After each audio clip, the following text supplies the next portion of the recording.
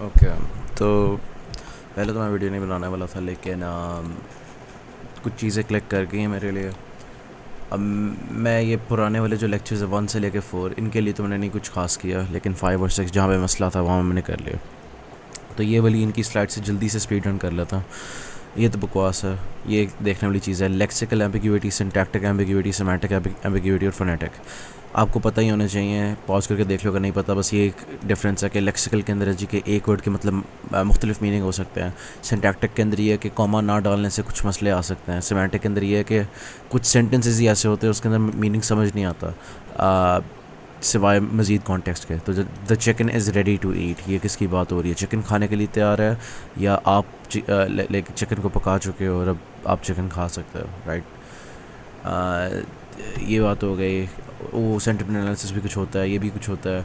Morphology के अंदर free मॉर्फिन्स, bound मॉर्फिन्स, इसके ऊपर काफ़ी बात हो चुकी हुई है। Inflection, derivation. इन्फ्लेक्शन के अंदर मीनिंग चेंज नहीं होता कोर, अगर वर्ब है तो वर्ब ही रहेगा। बस यही है कि वो ग्रामेटिकल स्ट्रक्चर के अंदर ज़्यादा अच्छी तरह से सूट हो जाएगा। डेरिवेशन के अंदर ये है कि अगर नाउन था शायद अब एक एडवर्ब बन गया। तो और अगर पहले एक स्टेट ऑफ इमोशन थी तो अब एक एब्स्ट्रैक्ट नाउन बन गया, एट्सेट्रा। थोड़ा सा कुछ चेंज हो रहा है तो तब भी डेरिवेशन होएगी। अगर आप उसको ऑपोजिट कर रहे हो अन करके, ऐड करके, तो भी मतलब बस मीनिंग या रोल चेंज हो रहा है वर्ड का, ठीक है? यहाँ पे रनिंग, रन्स था, तो इन सब के अंदर ये एक वर्ब ही है और एक ही चीज़ को डिस्क्राइब कर रहा है। हैप्पी और हैप्पीनेस डिफरेंट है, क्योंकि ये एक ही वॉज हैप्पी, ये बस एक स्टेट है, और हैप्पीनेस जो है एक एब्स्ट्रैक्ट नाउन है। तो लाइक इस तरह की चीज़ें आ जाती हैं। मेच्योर ये तो लाइक ज़्यादा ऑब्वियस बातें हैं, यही बस एक एज केस था यहाँ पे क्लैरिफाई करने लाइक। कंपाउंडिंग के अंदर आप दो मुख्तलिफ वर्ड्स लेते हो, उससे कोई नया वर्ड बना लेते हो, वाओ कैसी बात है। तो रीडुप्लिकेशन, ये भी आपको पता ही है, बहुत सिंपल है, बाय बाय ज़िगज़ैग। ये प्री प्रोसेसिंग कभी कभी करनी पड़ती है हमें। स्टेमिंग भी कुछ होती है। आपने पोर्टर्स स्टेमिंग एल्गोरिदम और लैंडकास्टर यूज़ किए थे अपनी असाइनमेंट में, इसलिए मुझे बताने की ज़रूरत नहीं है। Dealing with complex morphology is sometimes necessary, ठीक है? तो आप उसको कभी कभी आपको मॉर्फोलॉजिकल एनालिसिस करना पड़ता है, लेकिन हम नहीं करेंगे। टोकनाइजेशन आपको पता है, इसमें कुछ भी नहीं है, ठीक है? आगे सेंटेंस सेगमेंटेशन, ये कि एंड ऑफ सेंटेंस कैसे आइडेंटिफाई करना। तो उसके लिए कुछ चीज़ें थी कि मतलब सबसे पहले आप ऑब्वियस वाले केसेस को नल आउट कर देते हो एंड ऑफ सेंटेंस आइडेंटिफाई करने के लिए। अगर क्वेश्चन मार्क आ रहा है तो मोस्ट लाइकली यही है कि एंड ऑफ सेंटेंस है, ठीक है? तो इस डिसीजन ट्री के अंदर उन्होंने कहा कि ठीक है आ गया ना, इसका मतलब एंड ऑफ सेंटेंस है। उन्होंने और कुछ नहीं कंसिडर किया। फिर वो अगर नहीं था तो वो आगे फर्दर एनालिसिस करते हैं कि अच्छा मैं थोड़ा सा गलत पढ़ दिया। पहले वो lots of blank lines after है, उसके बाद ये पंक्चुएशन वाली चीज़ है, ठीक है? और उसके बाद है कि final punctuation is a period, तो एट्सेट्रा, इस तरह से कर रहे हैं। ये जो ट्रीज़ होते हैं जो हम खुद बना रहे होते हैं, अपना रूल सेट होता है, इसलिए गलत भी हो सकता है क्योंकि लैंग्वेज काफ़ी फ्लेक्सिबली यूज़ होती है। तो ये आपको एक इटरेटिव प्रोसेस के थ्रू आहिस्ता आहिस्ता जाके ये इम्प्रूव होता जाता है। जैसे आप देखते हो कि अच्छा यार ये मेरा मॉडल ये वाली चीज़ नहीं कर रहा, तो अपना रूल सेट चेंज कर देते हो थोड़ा सा। तो इस तरह से आप ट्री स्ट्रक्चर बना सकते हो, लेकिन आपको ज़रूरी नहीं आप ट्री स्ट्रक्चर यूज़ करो, आप प्रोबेबिलिटीज़ भी यूज़ कर सकते हो। तो ये कम्प्लीटली डिफरेंट तरीका आ गया इसी प्रॉब्लम को सॉल्व करने का। लेकिन वही वाली बात, लेक्चर 1 के अंदर हमने एक्चुअली कुछ नहीं सॉल्व किया, बस हमने कहा कि ऐसे भी हो सकता है, ऐसे भी हो सकता है, ये भी कुछ होता है। तो पार्ट ऑफ स्पीच भी कुछ होती हैं, मतलब नाउन, एडवर्ब, सब्जेक्ट, ऑब्जेक्ट वगैरह। नेम्ड एंटिटी रिकग्निशन भी एक काम होता है NLP के अंदर जो हम करते हैं। ये था लेक्चर 1, इसके अंदर कुछ भी नहीं था। लेक्चर 2 के अंदर लैंग्वेज मॉडलिंग की बात आती है। यहाँ पे एनग्राम्स आ जाते हैं। तो एक लैंग्वेज मॉडल क्या होता है, वो प्रोबेबिलिटीज असाइन कर देता है वर्ड्स को, एट्सेट्रा, राइट? फ़ोन का ऑटो प्रोडक्ट, ठीक है, सर्चेस के अंदर, एट्सेट्रा। तो ये कुछ और एग्जांपल्स दिए हुए हैं। ट्रांसलेशन के अंदर भी हम लैंग्वेज मॉडलिंग ही कर रहे होते हैं, और नेक्स्ट वर्ड प्रोटेक्शन के अंदर भी हम कर रहे होते हैं, फिल इन द ब्लैंक्स वगैरह के अंदर। तो स्पेलिंग करेक्शन के अंदर भी उन्होंने एक एग्जांपल दी हुई है, एट्सेट्रा। अब हम आ जाते हैं एक्चुअल मॉडलिंग के सवालों के ऊपर। तो अगर आपने नेक्स्ट वर्ड प्रोटेक्शन करनी है तो आपको सारा कॉन्टेक्स्ट दिया होगा और आपने ये प्रोबेबिलिटी निकालनी है। आपके पास जितना भी अच्छा डेटा सेट हो ना, हमेशा एक आध ऐसा सेंटेंस आ जाएगा जो आपने कभी भी नहीं इसके पहले वाले हिस्से देखे हुए हैं, तो आपके लिए प्रिडिक्ट करना बड़ा मुश्किल हो जाएगा। तो आप इसीलिए यहाँ पे मार्कोवियन असम्पशन लगाते हो। कहाँ पे मार्कोव, ये कि its water is so transparent that is approximately equal, the probability of the given its water is so transparent that इस context के साथ अगर आपको the की probability निकालनी हो, ये approximately equivalent होता है probability of the given that, ठीक है। इन्होंने पता नहीं क्यों यूनियन का सिंबल डाला हुआ है, बट अप्रॉक्सीमेटली इक्वल ये है। मैं इसकी बात कर रहा हूँ मार्कोव असम्पशन के, कि कोई के आपको खाली वर्ड्स कंसिडर करता है। तो यहाँ से एन ग्राम का कॉन्सेप्ट निकला कि आप पूरा सेंटेंस का कॉन्टेक्स्ट ना कंसिडर करो, आप खाली कोई आखिरी 2-3 वर्ड्स देख लो। तो ये एन ग्राम्स होता है। और एन ग्राम्स के अंदर सबसे सिंपल होता है यूनिग्राम, जिसके अंदर आप लिटरली बस फ्लैट प्रोबेबिलिटी करते हो, उसमें कॉन्टेक्स्ट देखते ही नहीं हो। उसके बाद होता है, और ये बेसिकली अगर आप कुछ चेंज ना करो ना, हमेशा एक ही आंसर देता जाएगा। आपने असाइनमेंट की, आपको पता ही है। बायोग्राम मॉडल के अंदर ये है कि गिवन समथिंग, लाइक बहुत सिंपल है। इसी तरह से फिर ट्राईग्राम आ जाते हैं। एक चीज़ होती है मैक्सिमम लाइकलीहुड एस्टिमेट। ये सारे जो मॉडल्स हैं अभी तक हमने बात की है, ये सारे एम ही कैलकुलेट कर रहे हैं, ठीक है। तो बेसिकली अगर आपको एक कुछ कॉन्टेक्स्ट दिया हुआ है, आप अपनी पूरी वोकेबलरी के ऊपर देखोगे कि किसका एस्टिमेट सबसे ज़्यादा ऊपर का आ रहा है, तो ये आपका एमएलई हो जाएगा, मैक्सिमम लाइकलीहुड एस्टिमेट, इस तरह से हो जाता है। खैर, और गिवन योर कॉर्पस, ये ऑब्वियसली बेस्ट अटैम्प्ट सर्विस होती है। ज़रूरी नहीं है कि हमेशा सही हो, जब मर्जी ज़ीरो भी हो सकता है। तो आपको पता है बायोग्राम ट्राईग्राम के अंदर ज़ीरो वाली प्रॉब्लम, उसके अंदर फिर हम लाप्लास की स्मूथिंग टेक्निक्स इस्तेमाल कर लेते हैं, वो अगली स्लाइड्स में होंगी शायद, तो लेक्चर 3 के अंदर होंगे कि हम लाप्लास स्मूथिंग वगैरह इस्तेमाल कर लेते हैं। उसके बाद परप्लेक्सिटी है। परप्लेक्सिटी के अंदर ये होता है कि आप बस प्रोबेबिलिटी ऑफ परप्लेक्सिटी, एक सेंटेंस की अगर हमने मेजर करनी हो, एक कॉर्पस की करनी हो, प्रिटी सिमिलर है। तो उसके लिए आपके पास ये अप्रोच है कि आप ये इसका जनरल फॉर्मूला है, ठीक है। आपके पास अगर कोई सेंटेंस आया कैपिटल W, आप उसको यहाँ पे डिकस्ट्रक्ट करके word 1 and word 2 and word N इन्होंने कर दिया और उसको इस तरह से कर दिया। अब कैलकुलेट करना होगा, तो कैलकुलेट करने के लिए इन्होंने वो उसे एंड नहीं था, ये बस ऑर्डर दिया हुआ। खैर, probability of this sentence measure करने के लिए उन्होंने ये कैपिटल पाई का लूप लगाया हुआ है, जिसके अंदर वो बेसिकली ये कर रहे हैं, probability of I am retarded के लिए वो कर रहे होंगे। स्टार्ट टोकन वगैरह भी डाल ही देता हूँ, ठीक है, ये लो। तो प्रोबेबिलिटी ऑफ स्टार्ट ये नहीं हम डालते क्योंकि हमेशा वन ही होगी। इस तरह से हम करते हैं। अगर बाय चलो मैं कर ही देता हूँ ऐसे। वैसे ये वाली चीज़ डिबेटेबल है कि आनी भी चाहिए या नहीं। खैर,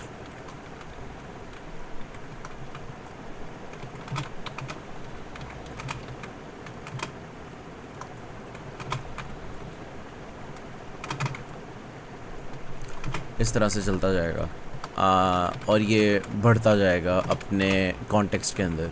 अगर ये सेंटेंस ज़्यादा लंबा होता तो आगे ये वाला जो हिस्सा है ये कोई 10,000 वर्ड्स आ जाते और फिर लाइक ज़ीरो ही आना था आपकी हर प्रोबेबिलिटी का आंसर, और फिर आपकी परप्लेक्सिटी इन्फिनिटी हो जाती। तो परप्लेक्सिटी बेसिकली इस चीज़ का मेजर है कि आपका मॉडल कितना कंफ्यूज होता है, ठीक है। जितनी कन्फ्यूजन होएगी ना आपके मॉडल को, ये उसका मेजर है। तो ज़्यादा परप्लेक्सिटी बुरी चीज़ होती है, कम परप्लेक्सिटी अच्छी चीज़ होती है। ओके, तो ये परप्लेक्सिटी का कैलकुलेशन हमें पता ही है कैसे करनी है। बायोग्राम हम कर लेते हैं, ट्राईग्राम कर लेते हैं ताकि ज़ीरो वाली प्रॉब्लम अवॉइड हो जाए। उसके अलावा ये है कि अगर आप अप्रॉक्सीमेटली शेक्सपियर निकालना चाह रहे हो, अगर आप क्वाड्रिग्राम करोगे ना तो वो लिटरली बस शेक्सपियर की ही चीज़ें बार बार प्रिंट आउट कर देगा। ट्राईग्राम करोगे तो उसके जैसा हो जाएगा। बायोग्राम करोगे तो लगेगा कि है ही नहीं। यूनिग्राम करोगे तो बस लाइक रैंडम जिब्रिश होएगी जिसका मतलब भी कुछ नहीं होता।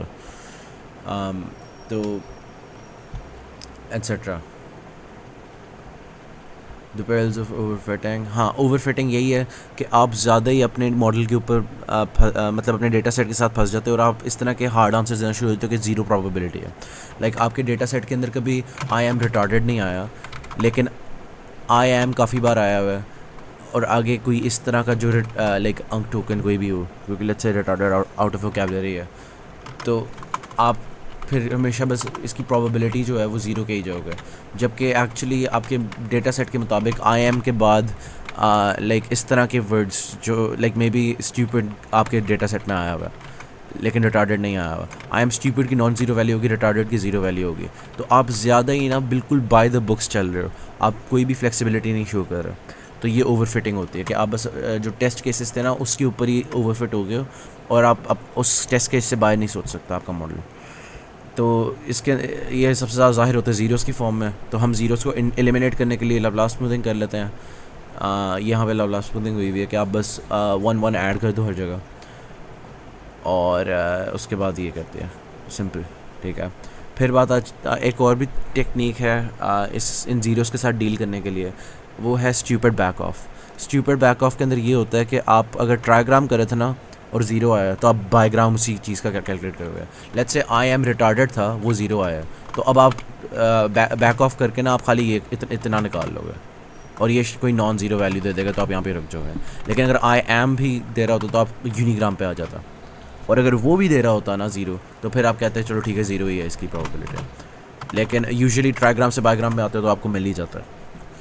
अच्छा जी, उसके बाद है इंटरपोलेशन। ये लिनियर इंटरपोलेशन का फॉर्मूला है। उसके अंदर आपको अगर ट्राईग्राम तक कहा हुआ है तो आप यूनिग्राम, बायोग्राम, ट्राईग्राम तीनों मिक्स करके देते हो। ये आपने असाइनमेंट में किया अगर आपने जीबीटी नहीं की। अच्छा जी, और आपने ये लैम्डास वगैरह देखने होते हैं, कोई रैंडम लगा दो। उसके अलावा कुछ भी नहीं है यहाँ पर। अब आ जाते हैं नाइव बेस क्लासिफिकेशन पर। तो स्पैम आइडेंटिफिकेशन के लिए सेंटिमेंट एनालिसिस वगैरह के अंदर क्लासिफिकेशन हमें करनी पड़ती है। उसके अलावा लाइक ऑथरशिप गेस करने के लिए एट्सेट्रा इन्होंने कुछ एग्जांपल्स दी हुई हैं। Classification methods hard coded rules. अच्छा, अब आप तो कुछ तो हार्ड कोडेड रूल्स हो सकते हैं स्पैम को करने के लिए कि जैसे ही डॉलर आ गया तो कर दिया जी, हमने निकाल दिया। लेकिन हम उन चीज़ों में नहीं पढ़ेंगे, हम आएंगे नाइव बेस के ऊपर सीधा। तो नाइव बेस का इंट्यूशन ये है कि मैं एक सेकंड, सबसे पहले बैग ऑफ वर्ड्स बताता हूँ। बैग ऑफ वर्ड्स के अंदर यही होता है कि आपने पूरी डॉक्यूमेंट पकड़ी, एक बैग में उसके अंदर सारे वर्ड्स डाल दिए। अब आपको नहीं पता किस ऑर्डर में थे और आपके लिए बस एक फ्रीक्वेंसी डिस्ट्रीब्यूशन है। तो ये बैग ऑफ वर्ड्स है कि आपको पूरी डॉक्यूमेंट के लिए सिर्फ और सिर्फ ये चीज़ें पता है कि कितनी बार आया हुआ, ठीक है। तो इस इंफॉर्मेशन के साथ अगर मैंने कोई एनालिसिस करना हो सेंटिमेंट का या सिमिलैरिटी का 2-3 डॉक्यूमेंट्स के दरमियान, तो मैं कैसे करूँगा?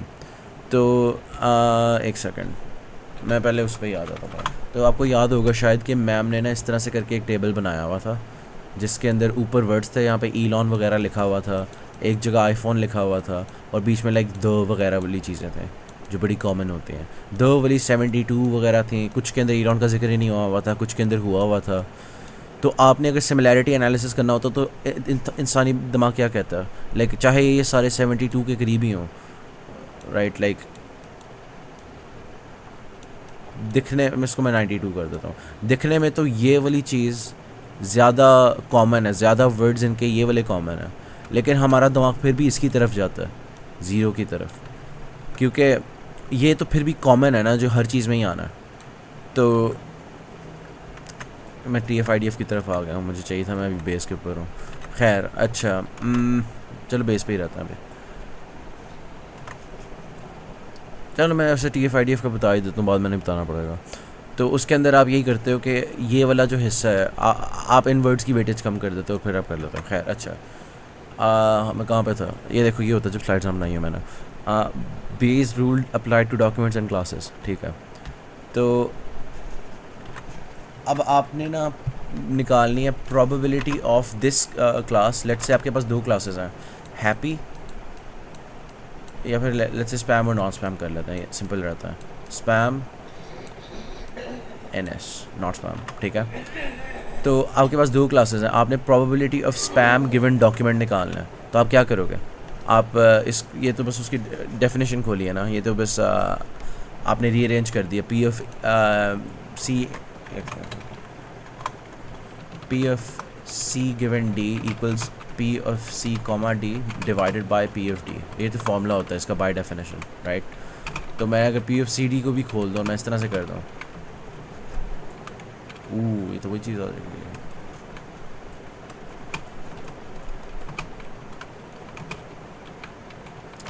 अच्छा, तो इन्होंने ये किया, सही है। अच्छा जी, अब हमने वो वाली क्लास सिलेक्ट करनी है अपने सेट ऑफ क्लासेस के अंदर से। लेट्स से मेरा सेट ऑफ क्लासेस है स्पैम और not spam, capital C equals S and NS, ठीक है। तो मैंने वो वाली C लोअर के C सेलेक्ट करनी है जो इसको मैक्सिमाइज़ करिए, तो ये आर्ग मैक्स होता है। तो हम probability of C given D maximise करना चाह रहे हैं। अब ये सिंपल बेस रूल है, इसके अंदर भी कुछ भी नहीं लगा। जैसे बेस रूल इससे ज़्यादा कॉम्प्लिकेटेड है, थोड़ा सा सिंप्लीफाई किया हुआ है। ये तो लिटरली बस कॉमन डेरिवेशन है, एक्चुअली बेस रूल नहीं है। उसके अंदर तो वो पार्टीशन वाली शिट होती है, बट वट एवर। अच्छा, आर्ग मैक्स D गिवन C, ठीक है, लाइक। अच्छा, इन्होंने बेसिकली ये किया कि इन्होंने कहा कि बार बार डिनोमिनेटर कैलकुलेट ना करना पड़े, इसलिए उन्होंने बस ड्रॉप ही कर दिया। क्योंकि आपने कंपेयर क्या देखो ना, आपकी डॉक्यूमेंट तो वही है, आपने इस ही डॉक्यूमेंट के लिए बताना है कि कौन सी वाली क्लास के अंदर ये बिलोंग करता है। ये प्रॉब्लम सॉल्व हो रही है ना, कि स्पैम है या नॉट स्पैम है।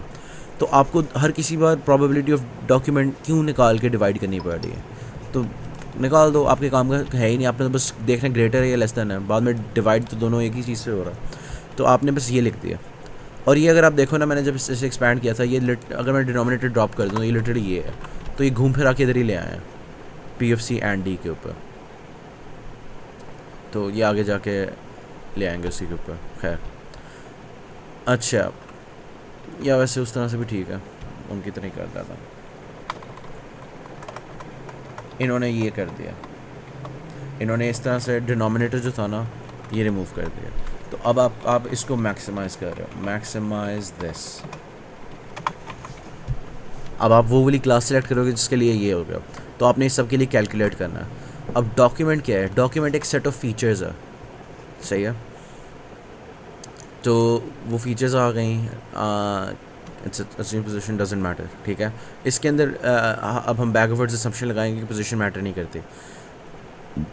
तो हमें ये नहीं करना पड़ेगा। अगर मैं अगर मैं इसको एक्सपैंड कर रहा था F1, F2, F3 given C को, राइट। अब मुझे ये नहीं करना पड़ेगा कि मैं P of 1 given C into P of F2 given C F1, ये नहीं मुझे करना पड़ेगा, क्योंकि F1 अगर आ गया तो F2 का इससे कोई रिलेशनशिप नहीं है। हम इस तरह से, ये नाइव बेस्ड असम्पशन आ जाती है आगे, ये नाइव बेस्ड असम्पशन है। तो ये असम्पशन हम लगाते हैं, तो एंड पे जाके ना हमारे पास ये फॉर्मूला बन जाता है कि आपने सिंपल जो सारी फीचर्स है ना, लेट्स से आपके पास इस तरह से थी अप टिल 3 फीचर्स, आप बस उनको सिंपली इस तरह से करके मल्टीप्लाई कर दो, और इस तरह से आप किसी एक क्लास के लिए प्रोबेबिलिटी निकाल सकते हो, जो आपने बाद में आर्ग मैक्स करके बेस्ट क्लास निकाल के दे देनी है। ये प्रॉब्लम है। तो इसके हमने कुछ सवाल किए थे, ये क्या है एक्चुअली, यहाँ पे कुछ हुआ काम का। लर्निंग का मल्टीनोमियल नाइव बेस्ड, मल्टीनोमियल के अंदर भी वही है। खैर, मल्टीपल क्लासेस आ जाती हैं बाइनोमियल की जगह। अननोन वर्ड्स, हाँ ठीक है, यहाँ पे फिर अननोन वर्ड्स वगैरह का कॉन्सेप्ट आ गया, लाप्लास स्मूथिंग का कॉन्सेप्ट आ गया। अननोन वर्ड्स के लिए आप वो अंक टोकन लगा लेते हो एट्सेट्रा, और ये एक्चुअल वो चीज़ आ गई कि आपको कहा है कि बताओ कि इस वर्ड की क्या क्लासिफिकेशन होगी, चाइना होगी या जापान होगी।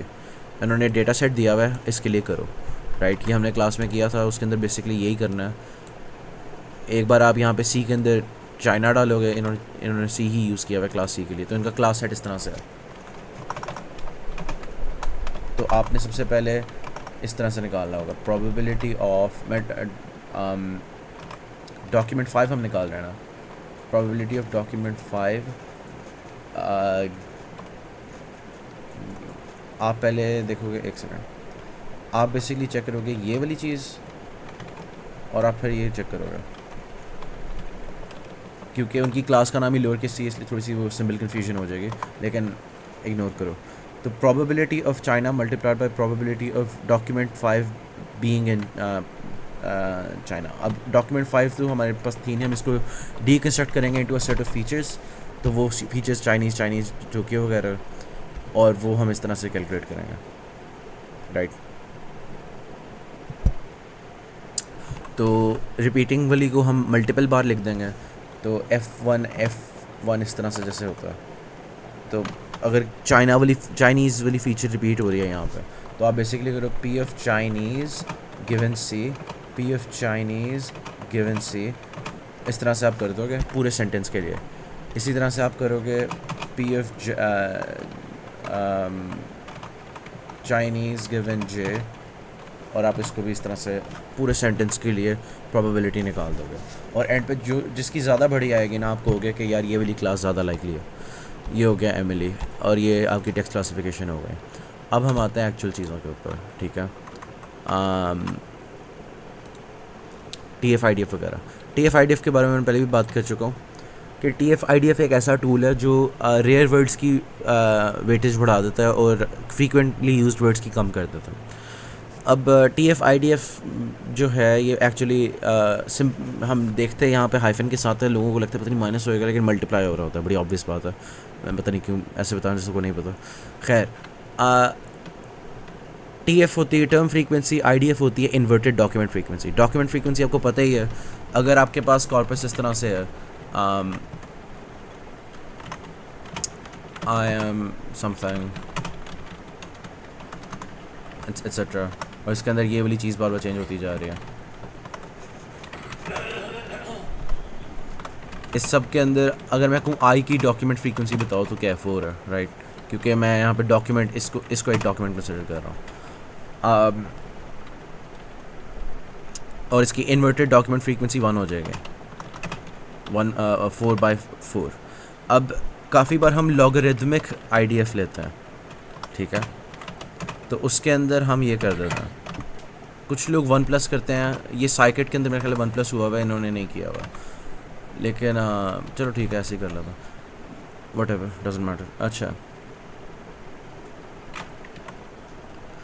फ्रीक्वेंसी हो गई, सही है, ठीक है। अच्छा, इस तरह से ये 1 हो जाएगा और आपकी फिर ये 0 हो जाएगा। तो लॉगरिथमिक IDF के अंदर ना फ़र्क ये है कि IDF के अंदर अगर कोई चीज़ 4 बार आई हुई है ना नॉर्मल IDF के अंदर, तो उसकी वेटेज 1 हो जाएगी।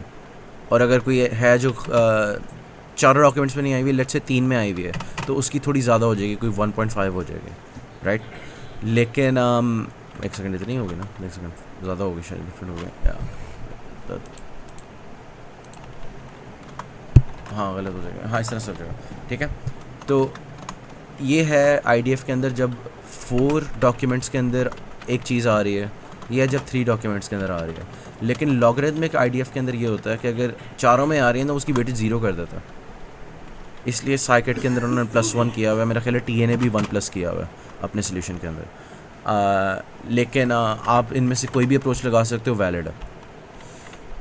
तो ये बात हो गई। अच्छा, ये हो गई IDF की बात। अब टर्म फ्रीक्वेंसी की बात करते हैं। टर्म फ्रीक्वेंसी सिंपलेस्ट टर्म्स के अंदर आप बस रिलेटिव फ्रीक्वेंसी लिख दो, आपको वो पीस वाइज डिफाइंड 1+ लॉग वाला करने की ज़रूरत नहीं है, ठीक है। लेकिन उसके लिए मैम ने कहा था कि अगर कॉर्पस के लिए कर रहे हो तो ये कर दो, अगर सेंटेंस के लिए कर रहे हो तो ये कर लो। मेरा ख्याल है कि आप कोई भी लगा लोगे फ़र्क नहीं पड़ता, इतना ना इसके ऊपर सोचो, आपके पास ज़्यादा चीज़ें सोचने के लिए, जैसे न्यूरल नेटवर्क्स। अच्छा, इसके अंदर बस आपने रिलेटिव फ्रीक्वेंसी निकाल देनी है, राइट, कि इस डॉक्यूमेंट में ये टोकन कितनी बार आया है और इस डॉक्यूमेंट में टोटल टोकन्स कितने हैं, डिवाइड कर दिया, आपको आंसर मिल गया, रिलेटिव फ्रीक्वेंसी मिल गई। आपने इसको मल्टीप्लाई कर दिया विद वेट जो IDF है हमारा, और इससे TF-IDF मिल गई। अब TF-IDF का हमें फ़ायदा समझ आ गया, हमें कैलकुलेट करना आ गया। अब इसको यूज़ करने के लिए कौन सी एग्जांपल्स आती हैं? एक होता है कि सेंटिमेंट एनालिसिस है, कि आप देखना चाहते हो कि ये ज़्यादा लाइक वो वर्ड्स हैं जो आपने हार्ड कोड किए हुए अपने सिस्टम में हैप्पीनेस के साथ एसोसिएट करने के लिए। एक वो हो सकता है यूज़, एक हो सकता है सिमिलैरिटी एनालिसिस। तो सिमिलैरिटी एनालिसिस इस तरह से हो सकता है कि अगर आपको एक बैग ऑफ वर्ड्स दिया हुआ है इस तरह से कि एज़ यू लाइक इट के अंदर आपको एक डॉक्यूमेंट है एज़ यू लाइक इट, जिसके अंदर कुछ वर्ड्स हैं बैटल, गुड, फूल, विट, जिनकी फ्रीक्वेंसी डिस्ट्रीब्यूशन आपको दी हुई है। इसी तरह से बकाया और डॉक्यूमेंट्स के लिए भी आपको ये बैग ऑफ वर्ड्स दिया हुआ है। तो आपने अगर इनको कंपेयर करना हो तो मैं वही कह रहा था ना कि जैसे देखो 12th नाइट के अंदर 0 बार बैटल का जिक्र हुआ है, जबकि हेनरी द फिफ्थ के अंदर ये हुआ है। तो चाहे इनके अंदर गुड बोथ कॉमन भी हो, हमें नहीं फ़र्क पड़ता। हम देखते हैं इस चीज़ के ऊपर जो कम फ्रीक्वेंटली करेंगे वर्ड्स हैं, तो हम TF-IDF ये करेगा कि इसकी वेटेज बढ़ा देगा इसके 13 की। तो आप अगर इस डॉक्यूमेंट के अंदर एज़ यू लाइक इट के अंदर बैटल की TF लोगे तो वो हो जाएगी 1 बाय टोटल जितने भी वर्ड्स हैं, राइट। और उसके बाद आप इसको IDF से मल्टीप्लाई करोगे और इसकी IDF हो जाएगी, अगर आप लॉग नहीं ले रहे, 4/3, ठीक है। तो ये 1.33 के साथ मल्टीप्लाई हो जाएगा 1 बाय जितना भी है। तो इस तरह से आप एज़ यू लाइक इट वाले वेक्टर को रिप्रेजेंट कर लोगे, इस तरह से आप 12th नाइट वाले को कर लोगे, एट्सेट्रा। और आपको पता ही है IDF जो है वो एक ग्लोबल, एक ही बार आप सेट कर लेते हो पढ़ के कि अच्छा ठीक है बैटल कितनी बार आया हुआ किस डॉक्यूमेंट में, और term frequency document to document आप कैलकुलेट करोगे और आप फिर मल्टीप्लाई करके उनकी वेक्टर रिप्रेजेंटेशन लोगे। फिर आपने अगर इनकी सिमिलैरिटी निकालनी है तो आप बस डॉट प्रोडक्ट ले लोगे। डॉट प्रोडक्ट लोगे तो आपने डिवाइड बाय मैग्नीट्यूड कर दोगे तो आपको वो कॉस थीटा वाला पैरामीटर मिल जाएगा, और बस हो गया, राइट। इसमें उसमें कुछ समझाने वाली बात नहीं है। अब क्विज़ के अंदर जो इन्होंने दिया था ना, वो ना एक्चुअली TF-IDF के इंटेंडेड यूज़ केसेस को बाहर ले गए हैं, और ये खाली इन्होंने नहीं किया, ये काफ़ी बार, ये बहुत ज़्यादा क्लासेस में होता है। बेसिकली TF-IDF जो है ना, ओरिजिनली रिट्रीवल इंफॉर्मेशन रिट्रीवल की फील्ड के अंदर डिफ़ाइन किया गया था सिर्फ इतने काम के लिए जितना अभी तक हमने बात की है, राइट। लेकिन इन्होंने ना जब NLP लाइक एक नई फील्ड थी, तब उन्होंने ना लाइक ये काफ़ी ज़्यादा अच्छा काम किया था TF-IDF, इसलिए इन्होंने ऐसे यूज़ केसेस में भी डाल के ट्राई की है जहाँ पे वो बिलोंग नहीं करता। तो मेरी अंडरस्टैंडिंग काफ़ी देर तक ये थी कि TF-IDF एक फ़ंक्शन है, ठीक है, जिसको मैं ना जी ये दे दूँगा कि एक मैं उसको दे देता हूँ टर्म जिसकी वो फ्रीक्वेंसी वगैरह निकाल रहा है, उसके अलावा मैं डॉक्यूमेंट दे देता हूँ, कॉर्पस दे देता हूँ, और ये मुझे एक आंसर दे रहा है, और वो अंडर द हुड इस तरह से कर रहा है कि TFD multiplied by like IDF TFC, right. इस तरह से कुछ हो रहा है, मुझे ये लगा था। लेकिन ये एक मैथमेटिकल कॉन्स्ट्रक्ट से ज़्यादा एक बस एक सॉफ्ट मैथमेटिकल कॉन्सेप्ट है, इतना रिगरसली डिफाइंड नहीं है कि एक फंक्शन की तरह है जी कि आप इस तरह से दोगे। तो मैं एक्सपेक्ट ये कर रहा था, अगर मैंने यहाँ पे डॉक्यूमेंट डिफ़ाइन कर दिया ना कि ये डॉक्यूमेंट है, कि एक कॉन्टेक्स्ट विंडो मेरी डॉक्यूमेंट है, तो मुझे यहाँ पे भी डॉक्यूमेंट कॉन्टेक्स्ट विंडोज़ कंसिडर करनी पड़ेंगे। तो इसकी वजह से मैं बहुत कंफ्यूज हो गया था, लेकिन ऐसा कुछ भी नहीं है, ठीक है। TF-IDF is insanely simple. आपने ना बस ब्रेन डेड होके ना, आपसे जब भी कहा जाए IDF निकालो, आपने सेंटेंसेस के लिहाज से निकाल देना, और जब भी आपको टर्म फ्रीक्वेंसी निकाली हो तब आपने थोड़ा सोचना है। अगर उन्होंने कॉन्टेक्स्ट विंडो वाला सवाल दिया हुआ तो आप उसकी कॉन्टेक्स्ट विंडो के अंदर टर्म फ्रीक्वेंसी निकालोगे। अगर नॉर्मल दिया हुआ तो आप नॉर्मल निकालोगे। नॉर्मल तो हमने देख लिया, अब मैंने कन्फ्यूज़ ज़्यादा कर दिया होगा बताने से पहले, तो अब इसको देखते हैं कि इसका सोल्यूशन क्या था। उसने कुछ सेंटेंसेस दिए हुए थे और उन्होंने उसके अंदर ना 2 वर्ड्स आए हुए थे, AI और NLP, राइट। वो कह रहा है कि इसके स्पार्स वेक्टर्स आपने बनाने हैं विद कॉन्टेक्स्ट विंडो साइज़ 2, और आपने TF-IDF यूज़ करना है फॉर वेटेज। तो ये एक किस्म की कोअकरेंस एम्बेडिंग की तरह का ही है, कुछ पता नहीं क्या है, मैं कहूँ एक हाइब्रिड किस्म का सवाल है। तो इसके अंदर इन्होंने ये किया कि AI का जो था ना कॉन्टेक्स्ट, अगर मैं आपको दिखा ही दूँ वहाँ से सोल्यूशन,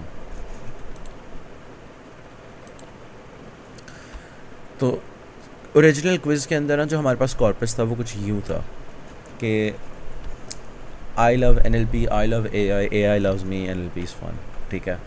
ये आपके पास कॉर्पस था। अब उसने ये किया कि देख उसके AI की ना तमाम जो अकरेंसेस थे उसके अंदर कॉन्टेक्स्ट विंडो ऑफ साइज़ 2 ले लिया, ठीक है। स्टार्ट टोकन आ रहा है, लव्स आ रहा है, मी आ रहा है, उसके अलावा लव आई और एंड टोकन आ रहा है। उसने स्टार्ट और एंड टोकन इग्नोर किए हैं, फ़र्क नहीं पड़ा उसको, आप क्योंकि वो आपकी वोकेबलरी का हिस्सा नहीं है ना। आपने एंड पे जाके TF-IDF वगैरह, अगर आप वेक्टर कंस्ट्रक्शन कर रहे हो, आप यूजुअली स्टार्ट टोकन और एंड टोकन को मेरा नहीं ख्याल आप डालते हो। तो उसने ये किया, अगर मैं कंपेयर करूँ यहाँ पर NLP के सराउंडिंग्स के अंदर लव और लव्स को उसने एक ही वर्ड काउंट किया, तो उसने यहाँ पर 2 डाल दिया हुआ है।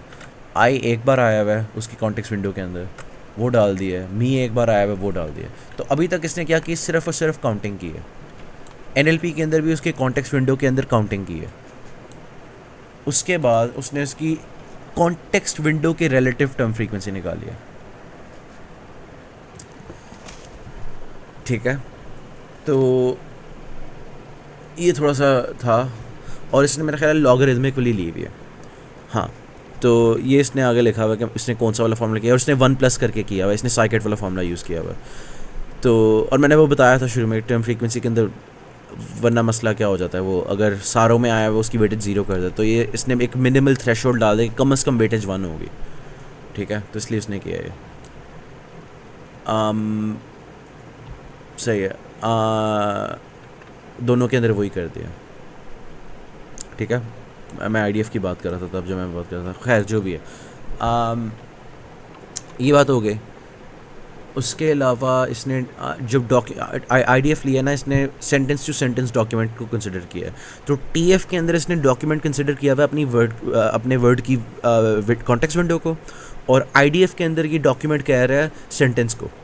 तो आपने एक बार हर सेंटेंस के लिए देख लिया कि कितनी बार आ रहा है, राइट। AI दो डॉक्यूमेंट्स में आ रहा है, बकाया 2 में नहीं आ रहा। इसी तरह से NLP 2 में आ रहा है, 2 में नहीं आ रहा।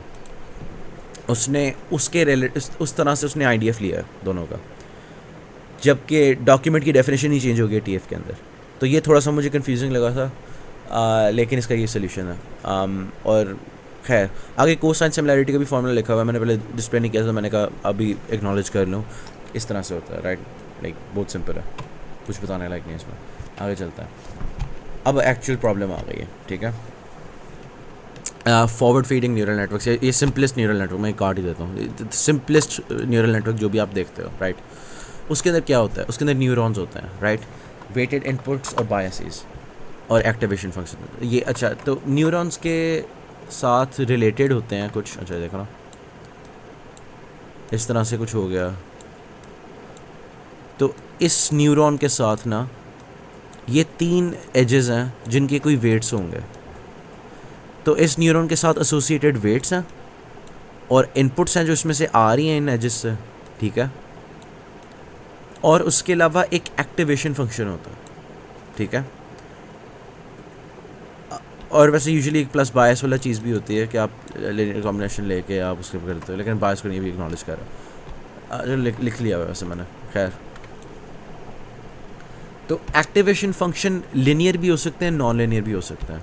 अब इससे पहले कि मैं वो बताऊँ एक्टिवेशन फंक्शन, एक सेकंड। आपने अगर एक न्यूरॉन को कुछ वेट्स दिए हैं और कुछ वो किया है, तो वो बस इस तरह से हो जाएगा ना, input 1 multiplied by weight 1 plus input 2 multiplied by weight 2 plus input 3 multiplied by weight 3 plus bias. इतना तो आपको समझ आ गया, इतना तो आपको पता ही है, राइट, कि वेट्स इस तरह से काम कर रहे होते हैं। अब इसकी जो आउटपुट होएगी ना, ये अभी मैंने एक्चुअली इसकी इस एक्सप्रेशन की आउटपुट न्यूरॉन की आउटपुट होना ज़रूरी नहीं है। लीनियर एक्टिवेशन फंक्शंस के अंदर यही आप डाल देते हो, लेकिन कुछ होते हैं non linear activation functions. Non linear activation functions के अंदर आप यही आगे भेजने की जगह ना आप कोई एक्स्ट्रा चीज़ डाल, जैसे सिग्मॉइड होता है। अब ये जो सारा है ना, ये एक लीनियर रिग्रेशन के लिए काम करेगा। तो लीनियर एक्टिवेशन फंक्शंस और नॉन लीनियर एक्टिवेशंस हम क्यों और कब यूज़ करते हैं? लीनियर एक्टिवेशन हम तब यूज़ करते हैं जब आपकी प्रॉब्लम इतनी सिंपल हो कि बस एक लीनियर रिग्रेशन से सॉल्व हो सके, जो हमने प्रोबेबिलिटी एंड स्टैटिस्टिक्स में पढ़ा था, वो y = ax + b वाली फॉर्म जो होती है। अगर उस तरह से लाइक जितने भी वेरिएबल्स हों, इस तरह से आप कर सकते हो ना एक्सप्रेस, लेट्स से, हाँ ठीक है, ax1 + bx2 + bx3 cx3 etcetera. अगर आप इस तरह से एक्सप्रेस कर सकते हो ना किसी भी चीज़ को, तो खैर अच्छा, इस तरह से आपकी प्रॉब्लम मॉडल हो सकती है। जो आप प्रिडिक्शन करना चाह रहे हो वो इस तरह से अगर हो सकती है ना, तो आप सिंपलेस्ट जाओगे, आप खाली एक लीनियर एक्टिवेशन फंक्शन रखोगे। लेकिन अक्सर बार ये होता है कि काफ़ी ज़्यादा प्रॉब्लम्स ऐसे सॉल्व नहीं होते, क्योंकि वो जो प्रिडिक्शन के लिए लिनियर ग्राफ बन रहा होता है ना, आपकी कुछ वैल्यूज़ उस मतलब देखो ना आपकी क्या है, आप इस मॉडल के साथ क्या करना चाह रहे हो, आप एक इनपुट को एक आउटपुट के साथ मैप करना चाह रहे हो। तो अगर ये आपकी इनपुट्स हैं और ये आपकी आउटपुट्स हैं, कुछ इस तरह से पॉइंट्स बन रहे हैं आपके डेटा सेट के अंदर, एक तरफ इस तरह का केस है और एक तरफ इस तरह का केस है। तो लिनियर मॉडल ना, लिनियर एक्टिवेशन फंक्शन वो इसके लिए काम कर लेगा, वो इसके लिए नहीं इतना अच्छा काम करेगा। इसके लिए आपको कोई कॉम्प्लिकेटेड एस शेप वगैरह चाहिए होगी जो सिग्मॉइड प्रोवाइड करता है, ठीक है, या फिर और भी चीज़ें होती हैं, नॉन लिनियर एक्टिवेशन फंक्शंस में भी उसमें आता है। तो ये फंडामेंटल लाइक इन्फॉर्मेशन है जो आपको पता होनी चाहिए न्यूरल नेटवर्क्स के बारे में। इतना पता चल गया, अब आगे चलता है। अब वर्ड टू वेक्ट जो है ना, वो वेक्टर एम्बेडिंग्स को एक फॉरवर्ड फीडिंग न्यूरल नेटवर्क से ही अप्रोच करता है। तो यहाँ पे आपकी वोकेबलरी के साइज़ के एक इनपुट आ गई जो 1 हॉट इनकोडेड है, ठीक है, और वो सारे हिडन लेयर के न्यूरॉन्स में जाएगा। इन्होंने यहाँ पे 300 रखे हैं और उसके बाद आउटपुट होएगी उतने ही वोकेबलरी साइज़ के न्यूरॉन्स के, ठीक है। अब यहाँ पे देखने वाली चीज़ पता है क्या, हिडन लेयर ना एक्चुअली लिनियर एक्टिवेशन यूज़ करती है और आउटपुट लेयर जो है आपकी वो यूज़ करती है कोई ना कोई नॉन लिनियर एक्टिवेशन फंक्शन। वो सॉफ्टमैक्स भी हो सकता है, वो सिग्मॉइड भी हो सकता है। तो वर्ड टू वेक्ट के अंदर ये एक चीज़ है कि एक्चुअल ट्रेडिशनल न्यूरल नेटवर्क्स के अंदर ये हिडन लेयर वाले भी नॉन लिनियर होंगे यूजुअली, लेकिन ये एक स्ट्रिप डाउन लीन और मिनिमल किस्म का न्यूरल नेटवर्क है जिसका मकसद सिर्फ और सिर्फ वर्ड्स के साथ बेसिक काम करना है। तो इसलिए उसको नहीं ज़रूरत उस एक्स्ट्रा ओवरहेड की कैलकुलेशन के वक्त। तो इससे आपकी ज़िंदगी भी थोड़ी आसान हो जाती है बैक प्रोपगेशन करते हुए। तो ये इसके फ़ायदे हैं और ये एक डिफाइनिंग फ़ीचर है यहाँ पे जिससे आपकी कैलकुलेशंस बदल जाएंगे। खैर, अब एक्टिवेशन फंक्शन हम चूज़ कैसे करते हैं, ठीक है। अब हमें समझ आ गई है कि एंड पे कोई नॉन लिनियर एक्टिवेशन फंक्शन होएगा क्योंकि हमारी प्रॉब्लम रिलेटिवली कॉम्प्लिकेटेड है, लेकिन हम इतनी भी कॉम्प्लिकेटेड नहीं है कि मुझे हर लेयर पे एक्टिवेशन फंक्शन रखना पड़े। तो जो आखिरी वाली एक्टिवेशन फंक्शन है वो किस बेस पे चूज़ होएगा, क्योंकि मल्टीपल एक्टिवेशन फंक्शन होते हैं, रेलू होता है, सॉफ्टमैक्स होता है, टैन एच होता है, सिग्मॉइड होता है। तो कौन सा कब यूज़ करना है? अगर आप वो नाइव अप्रोच कर रहे हो ना जिसके अंदर आप कंप्लीट सैम्पलिंग कर रहे हो बैक प्रोपगेशन के वक्त, मतलब ये है कि आप हर कोई वेट एडजस्ट कर रहे हो वापस जाके, तो आप सॉफ्टमैक्स लगाओगे अपने फाइनल आउटपुट लेयर पर। और अगर आप नेगेटिव सैम्पलिंग के साथ बैक प्रोपगेशन कर रहे हो ना तो आप सिग्मॉइड लगाओगे। इसकी वजह मैं भूल गया हूँ क्या थी, लेकिन समथिंग एफिशिएंट हो जाता है, ठीक है। तो ये इनकी एक्सपेंशंस हैं। हमारी क्लास में सॉफ्टमैक्स नहीं करवाया, लेकिन मेरा ख्याल है सी सेक्शन के अंदर सॉफ्टमैक्स करवाया हुआ है। तो आई गेस पता होना चाहिए, राइट। उसके अलावा सिग्मॉइड देख लो, बस फॉर्मूले रटे मारने। खैर, अच्छा, अब वर्ड टू वेक्ट के अंदर दो मेजर मॉडल्स हैं, एक है कंटिन्यूस बैग ऑफ वर्ड्स और एक है स्किप ग्राम, ठीक है। तो स्किप ग्राम जो है वो वर्ड से कॉन्टेक्स्ट में प्रेडिक्ट करता है और सीबाउ जो है वो कॉन्टेक्स्ट से वर्ड प्रेडिक्ट करता है। अब वो जो आपने देखे थे बड़े बड़े सवाल, उसके अंदर काफ़ी ज़्यादा सिंबल्स होते हैं। मैंने सिंपल रखने की कोशिश की, मैं क्लियरली डिफाइन करने की कोशिश करूँ यहाँ पे कि मैं क्या सिंबल यूज़ करूँ, उसके लिए क्या मतलब होगा, ताकि आगे जाके बिल्कुल भी कन्फ्यूजन ना हो। तो अगर मेरा न्यूरल नेटवर्क, ओ भाई इतनी चीज़ें खोली हुई मैंने इनसे, एक सेकेंड,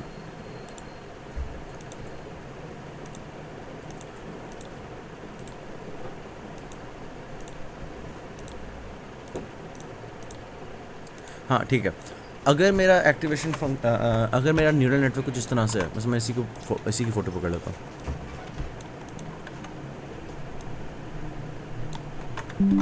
ठीक है। तो मैंने ये जो नाम रखे मैं पहले ही बताता हूँ, ये जो सारे वेट्स हैं ना, इसकी जो मैट्रिक्स होगी वो है W, इन वालों की U है। उसके अलावा मैंने ये जो इनपुट आ रही है इसको मैंने X रखा हुआ है नाम, और इस लिनियर एक्टिवेशन वाली लेयर के लिए ना जो आउटपुट आएगी उसका मैंने नाम H रखा हुआ है क्योंकि हिडन लेयर है। और आउटपुट वाले के लिए मैंने यूज़ किया हुआ है Y हैट, ठीक है। तो ये जो सारे आएंगे मैंने इसको एक वेक्टर की फॉर्म में कहा हुआ है और मैं इस तरह से कर रहा हूँ, ठीक है। और भी तरीके हैं, नाम आप जो मर्ज़ी रख लो, ठीक है। और एक्टिवेशन से पहले इसी वाले वेक्टर का ना, क्योंकि इसके ऊपर कोई सिग्मॉइड वगैरह लग रहा होगा, मैंने उसको नाम रख दिया एस। तो by definition of S and Y, Y equal sigmoid of S, ठीक है, क्योंकि एस मैंने डिफ़ाइन कर दिया कि ये जो नॉन लीनियर एक्टिवेशन लगनी है हर न्यूरॉन पर, उससे पहले वाली स्टेट है और उसके बाद एक्टिवेशन लगने के बाद उसकी हर एंट्री के ऊपर जो आएगा तो वो वाई हैट है, वो मेरी एक्चुअल फाइनल प्रेडिक्शन है, ठीक है। और वाई नॉर्मल जो है ना वो ट्रू आंसर है, जो ट्रू कॉन्टेक्स्ट होगा, क्योंकि अभी हम स्क्रिप्टग्राम के लिए कर रहे हैं। तो इसके अंदर आपके पास प्रॉब्लम इस तरह से कुछ आएगी कि आपको कोई वोकैबुलरी छोटी सी दी होगी, आई एम इस तरह से करके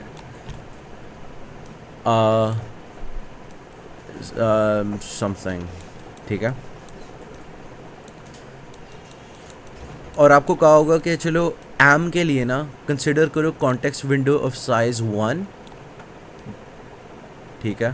तो एम के लिए कॉन्टेक्स्ट विंडो बना ली हमने, और आप बताओ, आप इन रैंडम वेट्स के साथ उन्होंने कोई रैंडम सेट दिया होगा, तो उससे पहले देखते हैं ना ये कितना है। ये हैं आपके पास 4 वर्ड्स, तो आपकी x होगी इस तरह से 4x1, तो इससे मल्टीप्लाई होने वाली मैट्रिक्स होएगी कुछ मैं इसको इस तरह से कर लेता हूँ, ये 1x4 कर लेता हूँ, ये ज़्यादा कन्वीनियंट है मेरे लिए। खैर, तो ये होगी एक 4x let's say 3, let's say मेरे हिडन लेयर के अंदर 3 न्यूरॉन है, सो 4x3 की मैट्रिक्स होएगी जिसके अंदर कोई रैंडम वेक्टर्स पड़े होंगे इस तरह से। मैं रैंडम चीज़ें लिख रहा हूँ कोई भी, और आपका ये कोई 1 हॉट एनकोडेड वेक्टर है इस तरह से। अब इनको आप मल्टीप्लाई करोगे क्या होगा, राइट? ऑब्वियसली ज़्यादा सारी ज़ीरो हैं, तो ये वाली जो चीज़ है आप इस तरह से करते हो ऐसे हो जाएगा, इस तरह से करोगे आपको ये वाली रो मिल जाएगी इसके लिए। तो ये जो है ना ये आपकी एज का आंसर है फॉर दिस एक्स कैट। तो पहला स्टेप आपका फॉरवर्ड प्रोपेगेशन का सिर्फ इतना है। अभी तक हम यहाँ पे आ गए, यहाँ पे आ गए हम, अब हम आगे चलते हैं। इसी तरह से अब अगर हमने एक गिवन वेट सेट के लिए जो आगे वाला वेट है ये आपको एक दे देगा ना 1x3 मैट्रिक्स, क्योंकि जितने भी इनर लेयर में थे ये आपको कोई 1x3 मैट्रिक्स दे देगा रैंडम सी। अब आपने इसको एक लेट्स से 3 इंटू क्या नाम है वोकैबुलरी जितनी भी आपके उसके साथ मल्टीप्लाई कर दिया। हाँ, तो ये कोई रैंडम वेट्स हैं जो आपके वेट के सेट में थे सेकंड रो में, ये उसका आंसर आया आपके पास एच। अब आप एच को मल्टीप्लाई कर रहे हो यू के साथ जो सेकंड सेट ऑफ वेट्स है, तो ये जो आपको देगा ना ये आपको प्री एक्टिवेशन आउटपुट देगा। उसके बाद आपने इसके ऊपर सिग्मॉइड लगाना है या सॉफ्ट मैक्स लगाना है, आपकी मर्ज़ी है, तो आप सिग्मॉइड लगा लो। अगर सिग्मॉइड लगाओगे तो फिर आप हर एलिमेंट के ऊपर सिग्मॉइड लगाओ, और फिर आपके पास जो सेट ऑफ आंसर्स आएगा ना वो वाई हैट वाला वेक्टर फॉर्म करेगा। तो फॉरवर्ड पास में सिर्फ और सिर्फ ये होना है। अगर आपके पास एक प्री ट्रेन मॉडल है ना, आपको दिया जाए कि यार ये वेट से जस्ट हुए, आप बस मुझे बताओ कि क्या आपका ये गिवन मॉडल क्या प्रेडिक्ट करके दे रहा है, तो इसका आंसर वाई हैट होगा। तो ये बहुत इजी है, ये बस 2 बार मैट्रिक्स मल्टीप्लिकेशन करनी है और एंड पे बस कोई नॉन लीनियर एक्टिवेशन फंक्शन लगा देना जैसे उन्होंने डिस्क्राइब किया। सही है। अब आपने ये कर लिया है, लेकिन शुरू में ये जो वेट्स आ रहे होते हैं वगैरह ये कम्प्लीटली रैंडमाइज्ड होते हैं। अभी ट्रेन करेंगे, वेट्स को एडजस्ट करेंगे डेटा सेट के रिलेटेड, तो ही जाके वो एक्चुअल प्रॉब्लम सॉल्व कर पाएंगे, वरना वो कंप्लीट गार्बेज आंसर्स दे रहे होंगे। कोई 0.05 दे रहा है, कोई 0.5 दे रहा है, लाइक कोई फ़र्क नहीं पड़ता, लाइक वो बस रैंडम शिट दे रहे होंगे। तो आपने इसकी आउटपुट को कंपेयर करना है विद द एक्चुअल आंसर्स। तो ये मैं कह रहा था कि वाई हैट और वाई का डिफरेंस ये है। तो वाई हैट था, लेट्स से मेरी प्रेडिक्शंस ये आई हैं,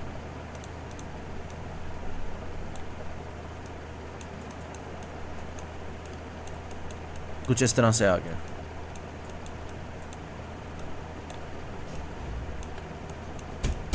इस तरह से आई है, जबकि आना ये चाहिए था, क्योंकि वो था ना उसके कॉन्टेक्स्ट में इस तरह से था, और ये वाला नहीं आ रहा था कॉन्टेक्स्ट विंडो में, ये आना चाहिए था। तो इसके अंदर वाई आई ये लूप हो रहा है ना। अच्छा ठीक है, अब आप पता है क्या करोगे, सबसे पहले आपने ना दो किस्म की सैम्पलिंग होती हैं, मैंने शायद उसके बारे में बात नहीं की अभी, ये हल्का फुल्का बता ही दिया होगा। दो किस्म की सैम्पलिंग होती हैं लॉस कैलकुलेट करने से पहले, मैं इसको भी फ़िलहाल यहीं पे छोड़ रहा हूँ। या तो आप ये कर सकते हो कि आप लिटरली हर वेट को जाके एडजस्ट करो हर आउटपुट के बाद, जब आप ट्रेनिंग कर रहे हो, ट्रेनिंग फेज़ के अंदर आपके डेटा सेट में हर चीज़ आप उसके लिए पीछे जाते हो और आप इसको कंप्लीट सैम्पलिंग कहते हैं। नेगेटिव सैम्पलिंग में ये होता है कि हम कोई एक पॉजिटिव केस पकड़ लेते हैं और कोई के नेगेटिव केसेस पकड़ लेते हैं और उनको पकड़ के कर लेता है। ठीक है, इस तरह से हमारी बहुत ज़्यादा कंपटीशन बच जाती है और तकरीबन रिजल्ट्स उस तरह के ही आते हैं। तो ये प्रेफर की जाती है काफ़ी केसेस में। तो मैंने पॉजिटिव केस इन दोनों में से ये वाला सेलेक्ट कर लिया कि ये वाले इस पॉजिटिव केस को मैं बताना चाहता हूँ कि हाँ यार आपने ना इसकी अगली बार वैल्यू ये देनी है, मेरे पॉजिटिव वाला सेट ये है। और मेरा नेगेटिव वाला जो सेट है ना माइनस का, वो मैं उसके अंदर ये डाल देता हूँ। ठीक है, तो अब मैं जो वर्ड्स कंसिडर कर रहा हूँ ना वो है आई एम समथिंग। ठीक है, ये था ना सेंटेंस।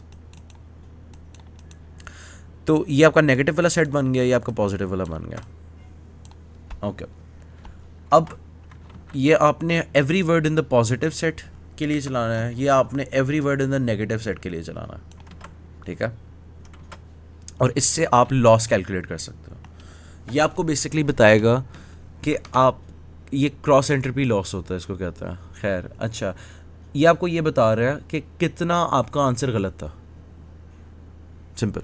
ठीक है, इसके और भी तरीके होते हैं, लॉस फंक्शंस और भी होते हैं, लेकिन हमें क्रॉस एंट्रोपी बताया, पता नहीं बाइनरी क्रॉस एंट्रोपी कहते हैं इसको, पता नहीं क्यों, कॉम्प्लिकेटेड शेट, मुझे भी नहीं पता। खैर अच्छा, अब आपको पता चल गया कि आपका आंसर उस तरह का नहीं था जिस तरह का होना चाहिए था, और आपको ये भी पता चल गया किस मिकदार में गलत था। ठीक है, अब आपने किसी तरीके से वेट्स को रीएडजस्ट करना है प्रोग्रामेटिकली। ऑब्वियसली आप खुद तो नहीं करोगे, बिलियंस ऑफ वेट्स होते हैं, तो कि वो ऑटोमेटिकली अपने आप को सेल्फ करेक्ट कर सके। तो उसके लिए आप मैथमेटिकल टर्म्स के अंदर सारा कुछ करने वाले हो। अब तो सबसे पहले मैं ना अपना कोई सैंपल पकड़ता हूँ आई वाला। ठीक है, मैंने आई का सैंपल लिया। उसके लिए मैं ना देखूँगा कि इसके जो फाइनल लेयर के अंदर ये जो रिजल्ट्स आ रहे हैं, राइट, लेट्स से ये वाला आई का न्यूरॉन है, ये जो वेट्स आ रहे हैं जो इसके साथ लगे हुए हैं, इनको मैं छेड़ूंगा ताकि खाली मुझे ये चेंज करने पड़े। मैं इन सब को नहीं चेंज करने बैठूंगा। ये 10,000 न्यूरॉन्स मैं इन सब के लिए अगर करने बैठूँ तो मैं लाइक 10,000 मल्टीप्लाइड बाई 300 न्यूरॉन्स के वेट सजेस्ट कर रहा हूँ। तो ये बेहतर है, right, negative sampling is more efficient. अब अगर मैंने ये करना है ना, मैं ये निकालना चाह रहा हूँ कि कितना मेरे लॉस का हिस्सा इस वाले के वेट्स की वजह से है, ये मैं प्रॉब्लम सॉल्व करना चाह रहा हूँ। क्योंकि अगर मुझे ये पता चल जाए ना कितना लॉस का हिस्सा वेट्स ऑफ आई की वजह से है, तो फिर मैं ना बस वेट्स अपडेट कर सकता हूँ आई के इस तरह से। यहाँ पे हम यू कर रहे हैं इसलिए मैं डब्ल्यू नहीं डालता, क्योंकि यू पहले हम कर रहे हैं। मैंने कहा था कि यू बाद वाली ले रहा है, आई वो डब्ल्यू पहले वाली ले रहा है। पहले हम उतना रहते हैं जितना क्लास में बताया हुआ है, क्योंकि मैम ने बाद में जाके कह दिया कि आपने दूसरी वाली अप्रोच भी करनी है। खैर, partial L over partial U I, मैं ये 2 बार क्यों लिख रहा हूँ। खैर ये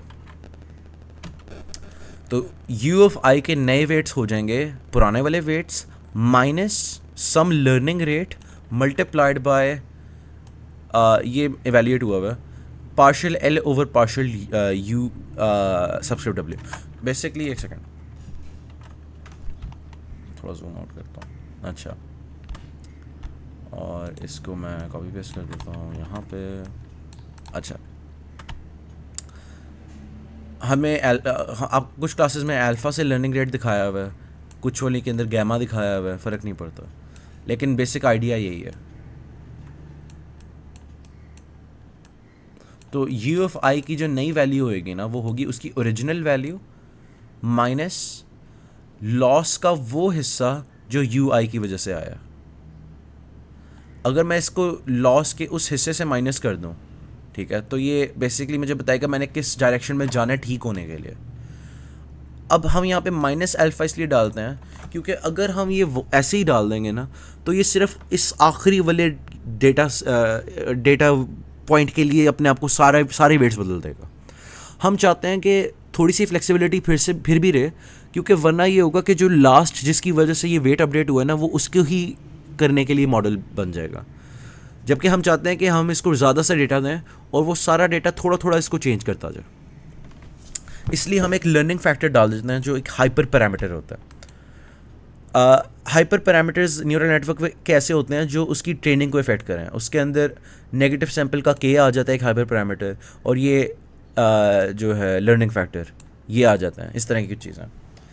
तो यूजुअली मैम ने कहा था कि 0.1 के करीब होता है आई थिंक। तो इस तरह से आप ये वेट से एडजस्ट कर देते हो। अब ऑब्वियसली बात ही रह जाती है कि आप ही निकालोगे कैसे। आपको इसकी डेरिवेशन नहीं पता होनी चाहिए, आप सीधा सीधा ये फॉर्मूला लगा दो, ठीक है। मैं बस ये सिंपल कहूँगा, लेकिन अगर कोई इंटरेस्टेड है ना, तो उसके लिए ये है कि आप चेन रूल लगाते हो और उसके बाद आप इन सब टर्म्स को डिफरेंशिएट कर देते हो।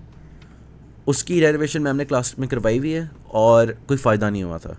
आपने अगर करनी है कर लो, मेरा नहीं ख्याल करने लायक है। तो और मैम ने की भी ना बड़े अजीब तरीके से थी, क्योंकि उन्होंने ना पॉजिटिव नेगेटिव फॉल्स पॉजिटिव्स और फॉल्स नेगेटिव्स को सेपरेटली ट्रीट किया था, जबकि जो जीबीटी जनरल फार्मूला बता रहा था ना, वो दोनों केसेस के लिए काम कर जाता है। क्योंकि आप उसको ये वाई हैट आई माइनस वाई एक्चुअल आई जब आप करते हो ना, ये ऑटोमेटिकली साइन सही कर देता है आपके लिए।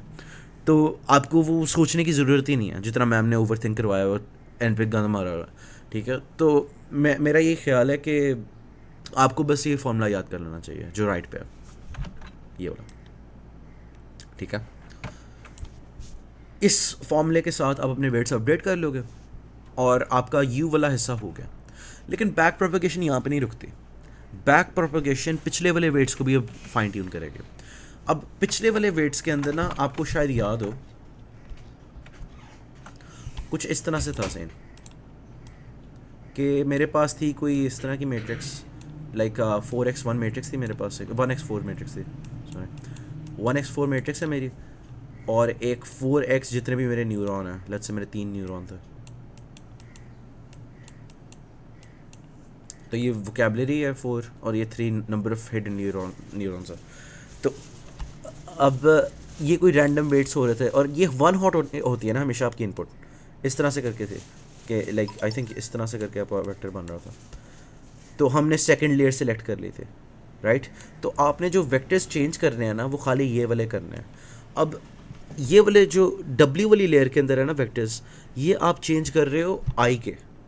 पहले आप कर रहे थे किसी सैंपल के लिए, अब आप कर रहे हो I के लिए। उस वाले के अंदर आप कोई सैंपल सेलेक्ट करते थे और पहले उसके ये वाले चेंज करते थे, फिर ये वाले करते थे, और इस तरह से आप कर रहे थे यू के लिए। यू के अंदर आप मल्टीपल चेंज कर रहे थे, हर सैंपल के लिए अलग चेंज कर रहे थे। जबकि इसके अंदर ना आप एक ही बारी चेंज करते हो और आप खाली उस रूट वर्ड के करते हो जो इनपुट थे। क्योंकि अगर हम यहाँ पे न्यूरल नेटवर्क पे वापस आए, सारा कुछ जो हो रहा है वो इसकी वजह से हो रहा है, ठीक है। और हमारे जो वेट्स थे, वेट्स का जो सेट था, बस वो उनके अंदर से कुछ मल्टीप्लाई होके एज एज कोई रो निकल रही थी, राइट। ये वाली रो निकल रही थी और ये एच बन रहा था। तो लॉस अगर आ रहा होगा ना W की वजह से, वो इस ही एरिया की वजह से आ रहा होगा। तो हमारा एरिया ऑफ इंटरेस्ट बहुत छोटा हो गया यहाँ पर, तो ये रिलेटिवली ज़्यादा ईजी हो जाएगा। जबकि इस वाले के अंदर हमारा एरिया ऑफ इंटरेस्ट बहुत बड़ा था, जिसकी वजह से हमने बाद में जाके इसको थोड़ा सा नैरो डाउन कर दिया था। यहाँ पे एरिया ऑफ इंटरेस्ट कम होने की वजह ये है कि 1 हॉट एनकोडिंग यूज़ की हुई, इससे ज़्यादा 0 था, ये था, ठीक है। तो इसलिए हमारी अप्रोच यहाँ पे अब जाके बदल जाएगी। तो W अपडेट करने के लिए ना डेरिवेशन अगेन आप कर सकते हो, लेकिन इसके अंदर ये किया हुआ है कि जो उसने पहले कैलकुलेट किया था ना, उसी को रीयूज़ किया हुआ है। उसने कहा कि हर सैम्पल, इसके अंदर भी सैम्पल्स आ गए by the way, her sample जो था ना आपने निकाला, वो एक पॉजिटिव लिया था और 3 नेगेटिव लिए थे, उन सब के अंदर जो आपके पास लॉस आ रहा था जिनकी वजह से, हमने वो तो कैलकुलेट कर दिया ना, loss due to this word sample, loss due to this word sample. आप उस क्वांटिटी को मल्टीप्लाई करोगे, द बेसिकली ये है एच जो हमारा एरिया ऑफ इंटरेस्ट है, इसका ये एच है ना, ये दोनों एच ही हैं। तो इसको आप एक सेकेंड, एच का वो, एक सेकेंड, उस वेट का, उस स्कोर का वो हिस्सा जो एच की वजह से आया, ठीक है, फॉर ईच सैम्पल। अगेन आपको ये इसकी डेरिवेशन बहुत कॉम्प्लिकेटेड है, आपको नहीं करने की ज़रूरत, आप सीधा सीधा फार्मूला कर लो। तो फार्मूला इसका यही है, ऑलमोस्ट एग्जैक्टली उस जैसा। यहाँ पे था Y hat W minus Y W for each sample, यहाँ पे भी फॉर ईच सैम्पल है, लेकिन यहाँ पे एक ही बार समेशन हो रही है और वो एक ही वेट को अपडेट कर रहा है। मैथ उतनी ही हो रही है, मतलब हर सैम्पल के लिए चल रहा है, लेकिन वो इस बार जो एरिया ऑफ इंटरेस्ट है वो छोटा हो गया हुआ। तो ये आपके दो फॉर्मूले हैं जो आपने याद करने हैं, सही है। इसके अलावा ठीक है, ठीक है, इसके अलावा और कुछ नहीं है, यही है। तो ओके, मेरा ख्याल और कुछ नहीं काबिल जिक्र, क्योंकि जो पास्ट पेपर्स थे ना उसके अंदर कोई और ही चीज़ें जिक्र हुई हुई जो हमें बिल्कुल भी नहीं पढ़ाई हुई हैं, और वो टॉपिक्स मेरा ख्याल है कोर्स आउटलाइन में भी नहीं है। तो और कुछ भी नहीं यहाँ पे देखने वाला, बस न्यूरल नेटवर्क्स तक ही था।